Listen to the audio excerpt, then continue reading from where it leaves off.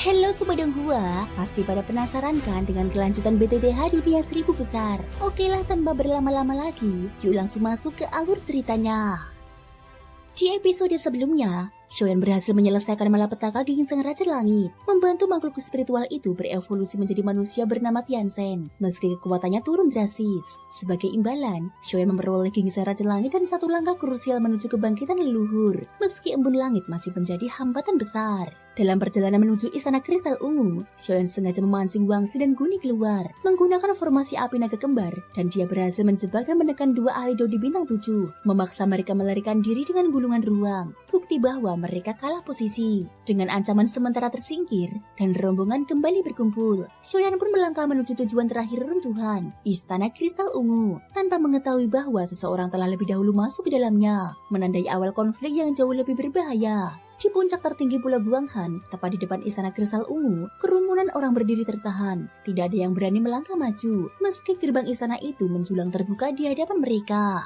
Apa yang terjadi? Kenapa tidak ada yang masuk? Kalau takut, minggir saja. Jangan halangi orang lain. Ucapan bernada meremehkan itu keluar dari seorang pria, memecah keheningan. Namun tak satu pun dari mereka yang hadir adalah orang biasa. Mereka semua adalah tokoh-tokoh kuat yang berhasil mencapai lokasi pewarisan terakhir Pulau Guanghan. Kau benar-benar tidak tahu apa yang terjadi di dalam. Kalau ingin masuk dan mati, silakan. Kami tidak akan menghentikanmu. Seorang gadis membalas dengan kesal. Qian cukup. Song Yu melangkah maju, suaranya tenang namun berwibawa. Orang dari setiap 10.000 pedang hampir saja membuat keributan. Gumam seseorang. Mungkin tidak semua orang mengenal Hong Qian, tetapi Song Yu dikenal luas, baik karena kekuatannya maupun ketenangannya sebagai sosok pemimpin. Kakak Song, terdengar suara lantang. Jelas ada warisan di Istana Kristal Ungu. Kenapa kalian tidak masuk? Ucap Feng Hong. Feng Hong, kalian datang tepat waktu. Wajah Song Yu sedikit mengendur. Ada masalah. Feng Hong langsung waspada. Kami tidak langsung ke Istana Kristal Ungu saat pertama tiba di Pulau Guanghan. Baru sekarang kami datang dan menemukan sesuatu yang tidak beres. Tidak beres? Feng Hong menoleh ke arah gerbang istana, dan seketika matanya menyipit. Gerbang itu sudah terbuka. Memang ada yang masuk, lanjut Song Yu belan, tapi semuanya mati. Dia menunjuk beberapa tubuh tergeletak tak jauh dari sana. Mati, Meng Fei dari lembah pil melangkah keluar dari kerumunan. Aku seorang ahli obat, biar kulihat. Dia berlutut, memeriksa satu persatu jasad itu. Apa penyebabnya? Feng Hong bertanya. Mendengar Feng Hong bertanya, Song Yu menggeleng belan. Itulah masalahnya. Mereka masuk setelah membuka gerbang. Tak lama kemudian tubuh mereka terlempar keluar.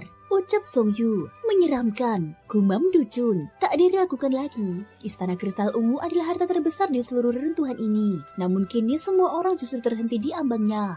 Hua Lesen dari Istana Boneka ikut mendekat. Tidak ada luka di tubuh mereka. Jiwa dan energi tempur masih ada, tapi tidak ada vitalitas sama sekali. Nada suara Meng Fei dipenuhi kebingungan. Dia tidak menyadari satu hal. Di dada para korban terdapat bekas samar yang nyaris tak terlihat. Bisik-bisik mulai menyebar di antara kerumunan. Kita sudah sejauh ini. Masa pulang dengan tangan kosong? Saat itulah seorang pria parubaya muncul dari belakang. Gerbangnya sudah terbuka. Dia mendengus dingin. Kalian benar-benar pengecut. Harta sesungguhnya ada di dalam. Kalau tak berani masuk, aku yang akan mendahului. Tanpa ragu, dia melesat menuju Istana Kristal Ungu. Keserakahan berkilat di matanya. Tak seorang pun menghentikannya. Gerbang istana menutup perlahan. 1 menit berlalu, 2 menit, kemudian 5 menit. Tak ada suara apapun. Kenapa dia tidak apa-apa? Hua Lesen mulai gelisah. Tiba-tiba, gerbang terbuka sedikit, dan tubuh pria parubaya itu terlempar keluar dengan keras. Gerbang kembali menutup rapat, seolah tak pernah terbuka. Keheningan menelan semuanya. Cepat, tangkap dia! Teriak Meng Fei. Feng Ran melompat maju, menyambut tubuh itu sebelum jatuh ke tanah. Meng Fei memeriksa, darahnya masih hangat namun tak ada tanda kehidupan. Tidak ada luka, jiwa dan energi tempur masih utuh. Penyebab kematiannya sama sekali tidak bisa ditentukan. Kerumunan pun terdiam. Sepertinya Istana Kristal Ungu jauh lebih berbahaya dari yang kita bayangkan. Gumam seseorang. Saat kebuntuan menyelimuti semua orang, sesosok wanita ramping melangkah maju. Dia memegang payung kertas minyak, seolah keluar dari sebuah lukisan. Rambut birunya terurai panjang, wajahnya anggun dan hidungnya mancung. Auranya lembut namun sulit diabaikan. Orang dari lembah tanpa hati. Hong Qian berbisik pelan. Udara di depan Istana Kristal Ungu pun semakin terasa dingin. Orang dari lembah tanpa hati Begitu kata-kata Hongqian terlontar, perhatian semua orang langsung tertuju pada wanita berpayung itu. Lembah tanpa hati, kudengar murid mereka bisa dihitung dengan satu tangan. Bukankah semua penghuninya dingin dan tak berperasaan? Kenapa orang seperti itu ikut campur urusan ini? Beberapa tokoh kuat berbisik-bisik, bukan tanpa alasan. Untuk memasuki lembah tanpa hati, seseorang harus memutus 7 emosi dan 6 keinginan. Hanya mereka yang benar-benar tak berperasaan yang bisa mempraktikkan teknik tertinggi lembah itu. Konsekuensinya, kemanusiaan pun perlahan terkikis. Wanita itu perlahan menutup payung kertas minyaknya,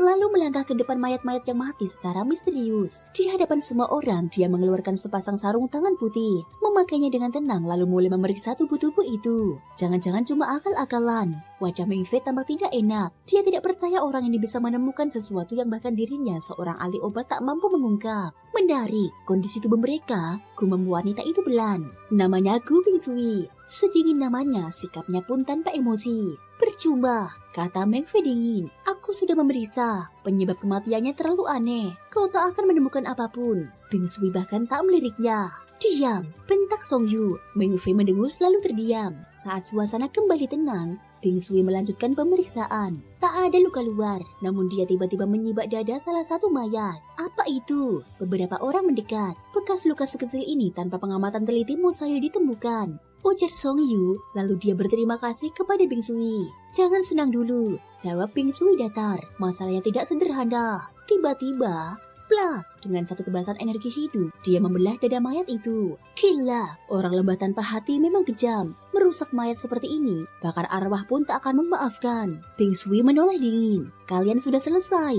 Jika tidak kubuka, kalian tak akan pernah tahu penyebab kematiannya, ucapnya dengan tenang. Lalu dia menunjuk ke dalam dada yang terbuka. Itu, bagaimana mungkin? Mata Meng Fei membelalak. Di sana, cairan hitam berdenyut aneh. Ini racun, digunakan untuk menutupi fakta bahwa jantungnya telah dicuri oleh makhluk misterius di dalam sana, ucap Bingsui. Dicuri? Song Yu mengerut kening. Makhluk itu cukup cerdas. Dia meninggalkan racun untuk mengelabui pemeriksaan. Lalu bagaimana kau menemukannya? Tanya Meng Fei. Aku punya caraku sendiri, ucap Bingsui. Lalu Song Yu menarik nafas dalam. Kemudian dia bertanya langkah apa selanjutnya. Langkah selanjutnya adalah masuk. Makhluk itu tak akan membunuh ahli Dodi bintang 7, ujar Bingsui sambil menatap semua orang. Yang di bawah tingkat itu akan mati. Mendengar itu, beberapa Dodi bintang 6 tak terima dan tak percaya. Salah satu dari mereka menerobos masuk. Tak lama kemudian, hasilnya sama persis. Apakah kalian sekarang percaya? Tanya Bingsui dengan dingin. Hua Lesen menelan ludah. Kemudian dia berkata, atau kita tunggu dulu. Benar, ada yang perlu dibereskan dulu. Di saat yang sama, sebuah suara tenang terdengar. Xiaoyan dan rombongannya tiba. Di belakangnya tampak Guni dan Wangxi. Wajah mereka lusuh. Xiaoyan, jangan cari sensasi, ucap Meng Fei mendengus. Xiaoyan tak menggubris. Dia melangkah ke depan, menatap cairan hitam itu. Lebih baik kita selesaikan ini sekarang, ucap Xiaoyan. Apakah kau mau jadi pahlawan? Tanya Bingsui datar. Tidak, aku hanya tak ingin disergap dari depan dan belakang saat masuk nanti, ucap Xiaoyan tersenyum tipis. Oh, benarkah begitu? Gu Bingsui berkata dengan sinis. Sesukamu, bagaimanapun semua yang di bawah 7 bintang akan mati, termasuk orang-orangmu. Belum tentu. Xiaoyan membuka telapak tangannya. Tikus bercahaya perak muncul. Sesaat kemudian, mayat-mayat itu hidup kembali. Gila, mereka hidup kembali. Dan kekuatannya naik 1 tingkat. Pada saat ini kengerian menyelimuti kerumunan. Cairan hitam di dada mereka bergetar, lalu meledak oleh api. Semuanya kembali sunyi. Sekarang, kata Xiaoyan sambil tersenyum, kalian boleh masuk. Bingsui menggeleng pelan. Namun semua orang tahu, tanpa Xiaoyan, makhluk itu akan memanfaatkan mayat-mayat tersebut untuk membantai para ahli 7 bintang yang masuk. Sikap mereka pada Xiaoyan pun berubah. Xiaoyan mengangkat pandangannya ke depan, menatap istana kristal ungu yang menjulang dalam diam. Ayo, tanpa ragu dia melangkah maju. Xiuqi dan rombongannya segera mengikuti di belakang. Langkah mereka menggema di tanah dingin Pulau Guanghan. Di kejauhan, Feng Hong mengepalkan tangan dan wajahnya muram. Perempuan sialan itu benar-benar kejam. Tak heran berasal dari lembah tanpa hati. Memang tak punya perasaan. Gumam Feng Hong. Dia tahu betul, jika Xiaoyan tidak bertindak cepat sebelumnya untuk menyelesaikan masalah hati hitam, maka orang-orang yang tertahan di luar kemungkinan besar sudah berubah menjadi korban. Dibantai oleh mereka yang mendadak berubah menjadi mayat hidup tanpa kesadaran. Jika itu terjadi, maka begitu memasuki istana, mereka bukan hanya harus menghadapi makhluk misterius yang tersembunyi di dalam, tetapi juga para mayat hidup yang kekuatannya melonjak tak wajar. Orang-orang dari lembah tanpa hati benar-benar bukan manusia. Kalau bukan karena Xiaoyan, mungkin kita sudah mati. Seorang ahli kuat tak kuasa menahan diri untuk bersuara. Tatapannya penuh kebencian saat melirik Bing Sui. Namun Bing Sui sama sekali tak bereaksi. Wajahnya tenang, dingin, seolah semua tudingan itu tak ada artinya. Masuklah, perintah singkat itu terdengar jelas. Sesaat kemudian, para ahli Dao di bintang 7 dari berbagai sekte bergerak serempak menuju gerbang istana kristal ungu. Aura mereka menyatu, menekan udara di sekitar. Di antara mereka tampak Hua Lexin, Qi Haoqing, Guni, Wang Xi, Meng Fei, Xinglong, Xiaoyan dan rombongannya, Bing Sui serta beberapa ahli puncak lainnya. Saat mereka mendekati gerbang tersembunyi istana, Mu Feng tiba-tiba menghentikan langkahnya. Istana ini aneh, katanya pelan. Aku selalu merasa ada sesuatu yang tidak beres. Maksudmu? Song Yu menoleh, sedikit terkejut. Meski Mu Feng bukan yang terkuat, semua orang masih mengingat bagaimana dia memecahkan formasi gerbang besi misterius sebelumnya. Aku tak bisa menjelaskannya, tapi apa yang ada di dalam sepertinya berkaitan dengan teknik yin yang milikku, ucap Mu Feng. Teknik yin yang memang terkenal misterius di dunia 1000 besar. Konon, banyak rahasia tersembunyi di dalamnya. Feng Hong menimpali. Mungkin saja. Mu Feng lalu melangkah ke depan, matanya menajam. Apakah kau menemukan sesuatu? Xiaoyan melirik Leng Fuyao di belakangnya. Belum, istana ini sangat besar, ujar Leng Fuyao. Sepertinya, begitu kita melewati gerbang, barulah ujian yang sesungguhnya dimulai. Tiba-tiba, suara dingin memecah suasana. Xiaoyan, kali ini kami biarkan kau lolos tanpa perhitungan. Gunilah yang berbicara. Dia berdiri berdampingan dengan Wang Xi dan Qi Haoqing. Jelas ketiganya telah mencapai kesepakatan tertentu. Ancaman itu dilontarkan tanpa basa-basi. Namun Xiaoyan bahkan tidak melirik mereka. Beberapa saat kemudian, semua orang berdiri tepat di depan gerbang istana kristal ungu. Aura tegang memenuhi udara. Masuk, entah siapa yang berteriak, tetapi langkah para ahli justru terhenti. Istana ini terlalu misterius, terlalu mematikan. Begitu masuk, kematian bisa datang kapan saja. Meski hampir semua orang yang hadir adalah Dao di bintang 7, di hadapan hidup dan mati keraguan tetap muncul. Lembah, Bing Sui menggeleng pelan. Dia membuka payung kertas minyaknya. Tubuhnya melayang ringan, lalu melesat menuju pintu tersembunyi tanpa sedikit pun keraguan. Dia tahu sesuatu. Xiaoyan terkejut, mengingat kejadian hati hitam sebelumnya. Dia makin yakin bahwa lembah tanpa hati menyimpan rahasia tentang tempat ini. Mu Feng, ikut aku. Yang lain tetap di luar. Nada Xiaoyan dingin dan tegas. Begitu kata-kata itu terucap, tubuhnya sudah melesat menyusul Bing Sui. Melihat hal itu, Feng Hong, Song Yu, Guni dan para Dao di bintang 7 lainnya saling bertukar pandang, lalu ikut masuk tanpa ragu. Mereka tahu ini adalah titik terakhir dari runtuhan ini. Sekalipun di depan adalah sarang naga atau gua harimau, mereka tetap harus menerobos. Apakah mereka akan baik-baik saja? Xiu Qi bertanya cemas. Dia paham alasan Xiaoyan melarang mereka ikut, demi keselamatan juru dan yang lain. Dengan terlalu banyak orang di luar, tanpa penekan kuat kekacauan bisa terjadi kapan saja. Tenang saja, kekuatan Xiaoyan sangat mengerikan. Ditambah Mu Feng, mereka akan baik-baik saja.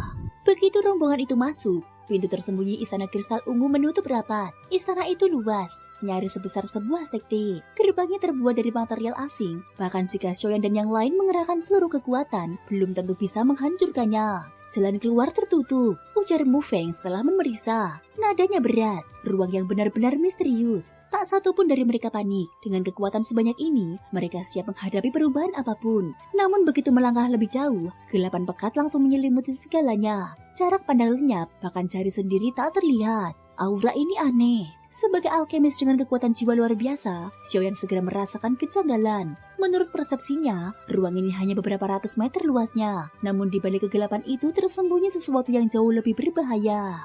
Bing Sui, apakah kau menemukan sesuatu? Tanya Song Yu. Kini harapan mereka seakan hanya tertuju padanya.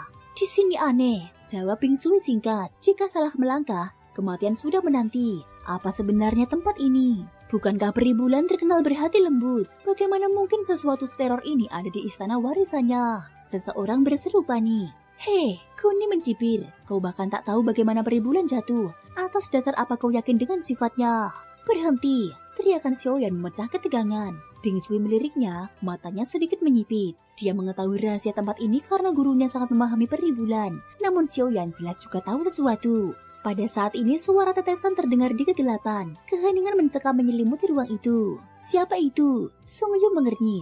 Seorang ahli dari sekte lain. Tahap awal Dao di bintang 7. Ujar Feng Hong sambil menopang tubuh korban. Apa yang menyerangnya barusan? Tanya Song Yu cepat. Tak perlu bertanya. Dia sudah mati. Suara Xiaoyan terdengar rendah. Namun penyebab kematiannya berbeda dari yang di luar. Jantungnya ditembus langsung. Dan sepertinya kita telah mengganggu penghuni tempat ini, ucap Xiaoyan sambil menatap ke arah tertentu di kegelapan. Apa? Jantungnya hilang? Meng Fei terkejut. Tatapan Xiaoyan tenang namun tajam, seolah makhluk misterius itu sudah berada dalam pengamatannya. Di sisi lain, Bing Sui juga menatapnya dalam-dalam. Kini jelas, pemuda ini juga mengetahui rahasia terdalam Istana Kristal Ungu. Thank you guys sudah mendengarkan ceritaku di episode kali ini sampai akhir. Ikutin terus kelanjutan episode berikutnya ya. Terima kasih buat kalian semua yang udah subscribe, like, dan komennya. Semoga hari kalian menyenangkan. Sampai jumpa dan bye-bye.